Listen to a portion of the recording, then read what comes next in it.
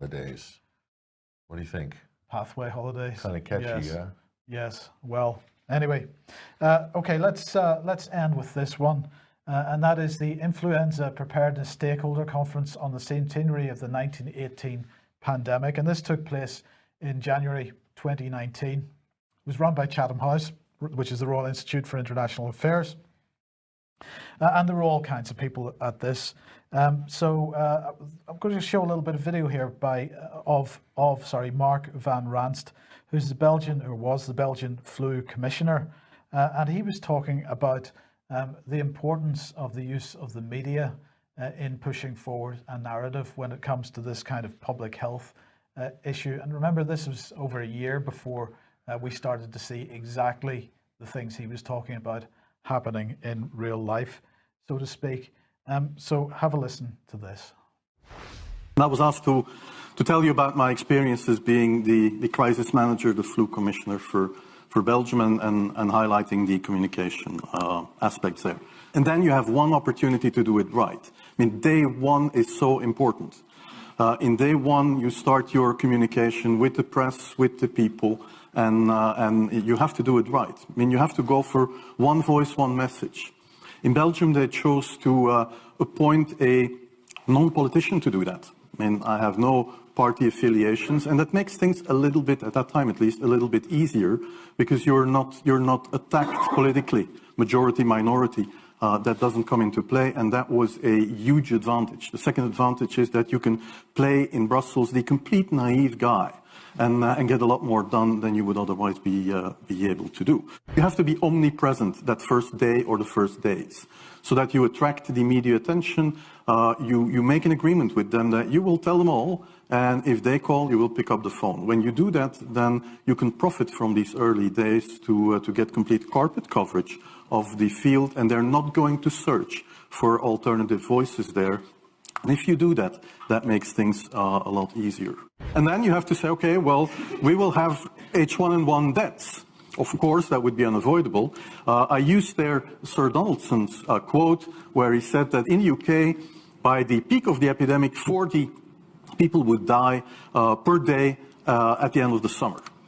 So 62 at that time million people in the UK, 40 deaths a day. I worked it out for Belgium. That would be 7 deaths a day at the peak of the epidemic. I used that in the media. 7 Belgian flu deaths per day at the peak of the epidemic would be realistic. That is true in every year, even interpandemically. That is very, very conservative. However, talking about fatalities is important, because when you say that, people say, wow, what do you mean? People die because of influenza? And that was a necessary step to take. And then, of course, a couple of days later, you had the first H1N1 death in the country, and the scene was set and it was already talked about. And then you had to pick. Okay, so it's pretty clear there. He's making it very clear how you run a narrative whenever you are presenting this kind of information. And a couple of points there. The one he made about deaths is really the most important thing, I think, because what he's saying is you take a number which is normal, it happens every year, but it's not reported normally. And then you take that number and you start reporting it, and people think that there's something special about that number, right? And then, well, in this case, what we've done is we've added the effects of lockdown onto that, so that we've had some excess mortality. So you take that number and you add a bit more on top, and you say this is really serious, even though the excess mortality that you've seen has been seen before in history. We've had peaks of similar excess mortality in the past. And then, of course, if you don't take population changes into account, you can make the numbers seem even worse again. But he was absolutely making the point that you simply start reporting the numbers and people will get very concerned very quickly and ask questions. Well, you mean people die from this? This little piece of video was very, very interesting. Now, somebody in the chat box was asking, is this a leak? Well, it's not a leak.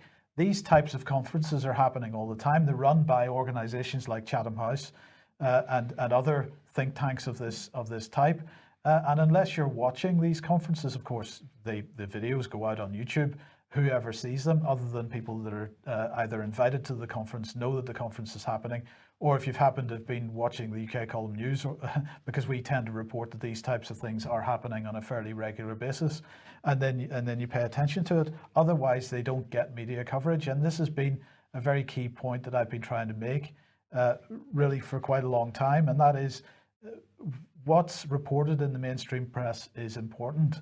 But equally important, if not more so, is what doesn't get reported in the mainstream press, because there's stuff going on that we all need to be aware of. So essentially he was saying you take things that are happening really normally in other years, normal death counts, normal incidents of flu or an epidemic, and then you kind of give it the Alistair Campbell treatment. Yes. You sex it up, and then it becomes something bigger.